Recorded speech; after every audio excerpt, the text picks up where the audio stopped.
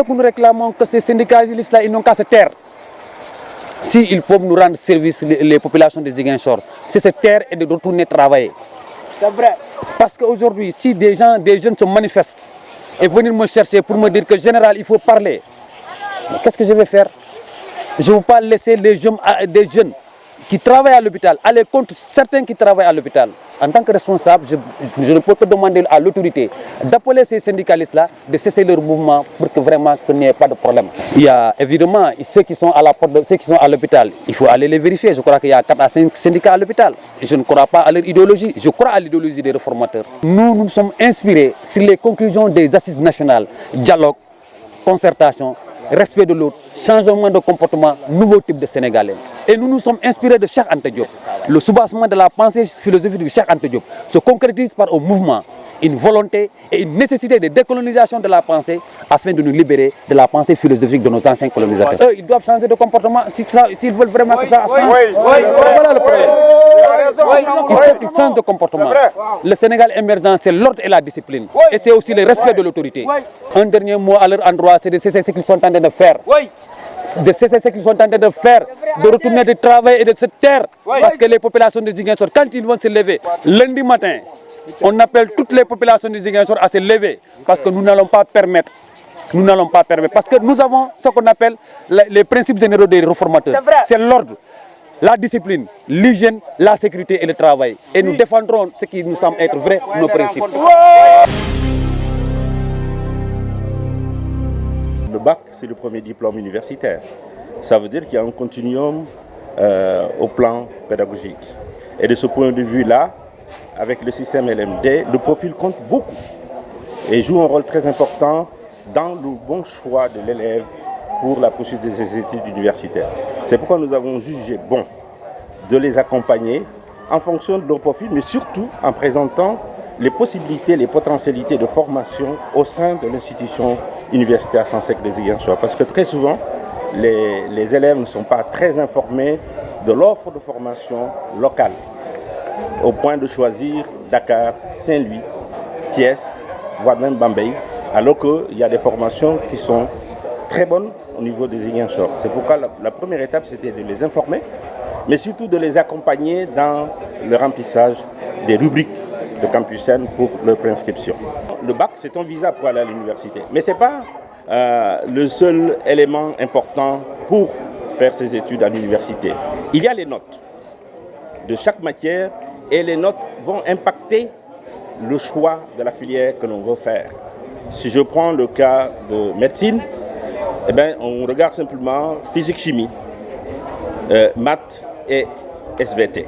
C'est-à-dire, alors qu'on élève de terminale en série scientifique pour avoir le bac, en ayant de très bonnes notes en anglais, en ayant une très bonne note en éducation physique, mais ces notes-là ne sont pas capitalisées pour l'orientation. Donc il va avoir le bac, mais il ne peut pas faire médecine parce qu'il n'a pas eu la moyenne dans ces matières-là. C'est-à-dire qu'à l'heure actuelle, le bac, c'est un visa, mais ce n'est pas un visa exclusif. Il faut que le candidat choisisse les filières en fonction de son profil. Et le profil est dégagé par ses notes dans les différentes matières du bac.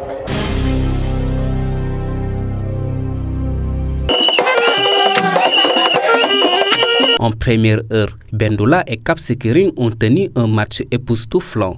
Dès l'entame du jeu, les Verts blancs mettent la pression dans le camp adverse. À la 8e minute, Aliou Diatta ouvre le score devant un public qui a fait le déplacement. Le match s'enflamme. Cap Skirring réagit avec cette chaude alerte avant la pause.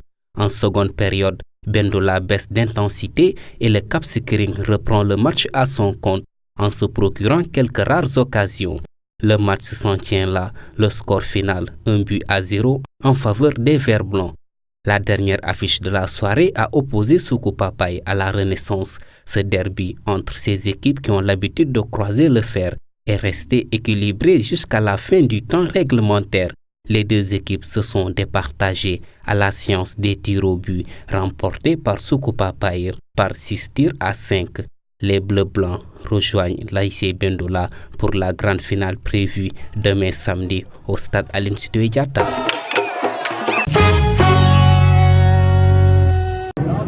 Un ministre séquestré et battu à mort par des manifestants en Bolivie. Le vice-ministre bolivien de l'Intérieur, Rodolfo Ilianes, a été kidnappé puis tué par des mineurs. L'annonce est venue jeudi soir du ministre de l'Intérieur qui a qualifié cet assassinat de lâche et brutal. Selon le gouvernement, 100 à 120 personnes ont été arrêtées, affirmant que cet acte ne resterait pas impuni. Les mineurs protestent suite à l'échec des négociations avec le président Evo Morales. Ils demandent notamment le droit de travailler pour des compagnies privées et une meilleure représentation syndicale. Les manifestations ont pris une tournure violente ces derniers jours. Des échauffourées ont éclaté avec les forces de l'ordre. Des coups de feu ont été tirés, faisant 3 morts côté mineurs selon les manifestants et 17 policiers blessés selon le gouvernement.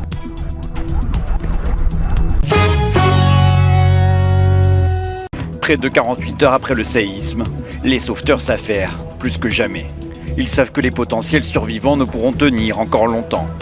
Le bilan s'est alourdi. Selon la protection civile, il s'élèverait désormais à 250 morts. Le nombre de disparus est lui inconnu.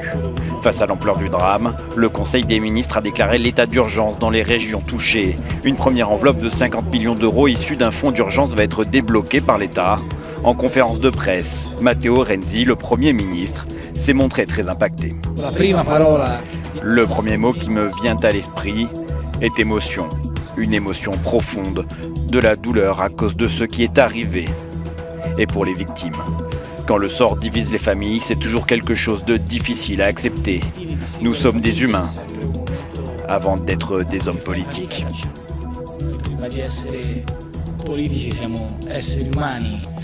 Le gouvernement a aussi promis la mise en œuvre d'un plan de prévention des risques sismiques. L'objectif, minimiser au maximum le danger.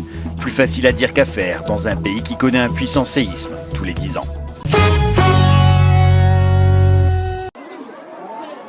Une grave crise humanitaire touche les populations de la région du lac Tchad. Près d'un demi-million d'enfants sont affectés par une malnutrition aiguë et sévère. Selon un récent rapport d'Oxfam, au moins 3,8 millions de personnes sont en manque de nourriture. Des problèmes liés directement à la guerre contre Boko Haram et à la sécheresse qui provoquent un déplacement massif des populations, une situation très alarmante déplorée par l'UNICEF. Pour le nombre de femmes déplacées, des enfants et des personnes âgées, nous avons urgemment besoin de moyens. Nous avons vu des adultes épuisés par la famine, incapables de se déplacer, des enfants avec des visages, des yeux gonflés, des signes de malnutrition aiguë. Pour améliorer cette situation dramatique, l'Agence des Nations Unies cherche une aide de 308 millions de dollars. Pour l'heure, elle n'a recueilli que 13% de l'aide demandée. Malgré l'ampleur de la crise, les gouvernements des pays voisins ne s'émeuvent pas. L'UNICEF lance un appel. Nous avons urgemment besoin de véhicules blindés pour escorter les militaires et assurer la protection des agents humanitaires dans la région. Ainsi, nous serons en mesure d'atteindre les populations vulnérables. Dans cette région située à la réunion du Tchad, du Nigeria, du Cameroun et du Niger, le rapport d'Oxfam recommande à ces pays d'assurer l'accueil et la sécurité des déplacés, d'intensifier la coopération avec les autres pays de la CEAC et de la CEDEAO. Bonjour chers internautes et merci de nous rester fidèles pour la revue des titres de ce vendredi 26 août 2016. Pour Sud Quotidien qui titre à sa une « Élection des hauts conseillers des collectivités territoriales, Tanor tacle Khalifa ». Semences plus adaptées, nouvelles graines, une agriculture en pleine relance. Que savez-vous du nouveau riz pour l'Afrique, le Nerica? Fuite de carburant du pipeline de la SAR à Thiaroye-sur-Mer, les populations en danger permanent exigent sa délocalisation. Débat autour de la nationalité exclusive des candidats à la présidentielle, le PDS met le pouvoir en garde. Quelques jours après la reprise des importations d'oignons, le produit est disponible mais cher. Pikine rue 10, l'effondrement de la dalle d'un immeuble fait 3 morts. À la une du Populaire, élection des hauts conseillers à Dakar, Macky valide la liste Benno Bokk Yakaar mais va sévir en cas de défaite. Le 20 tiré, le patron de l'APR sonne la mobilisation mais promet de tirer toutes les conséquences d'une bérésina. Amorphé depuis la libération de Karim le 23 juin dernier, le PDS repart au combat. Les libéraux qualifient le débat sur la binationalité des répugnants et persistent que rien ni personne n'empêchera Karim Wade d'être candidat en 2019. Affaire Aïda Young, pour le comité directeur du PDS, le pouvoir judiciaire est un bras armé de Macky. Niche au cœur de la banlieue, marché syndicat de Difoncé à Pékin. Viol suivi de grossesse, Diatta abuse d'une gamine de 13 ans et accuse Satan. Pour Stade, le quotidien du sport qui titre à sa une, tirage de la Ligue des Champions, retrouvailles en série, Guardiola face au Barça, Bayern Atlético. Meilleur joueur UEFA, sacré une deuxième fois, Ronaldo égale Messi. Mercato, Angleterre, France, Espagne, Turquie, les Lions affolent l'Europe. Rugby, championnat d'Afrique U19 masculin, les Lionceaux proches de l'élite continentale. Nous terminons avec la une de Sunulamb qui titre à sa une, la femme mystérieuse de Yekini identifiée. Adel Kouassi, mancagne de père ivoirien. Adel Kouassi vit à Keur Ndiaye-Lo. Menacée, elle se réfugie à Thiaroye Azur. Atteinte mystiquement, elle aurait perdu ses pouvoirs. Des marabouts de Yekini très révoltés. Birahim Ndiaye encense Selou Boundaw qui refuse Ama le crin. Bombardier doit se venger de Gris. Sathiès fait des erreurs chaque fois. Yekini Junior Sathiès en gestation vers un règlement de compte. C'est tout pour la revue des titres parvenue à la rédaction du groupe Média du Sud. Merci de nous avoir suivis, chers internautes. Quant à moi, je vous donne rendez-vous demain. Au revoir.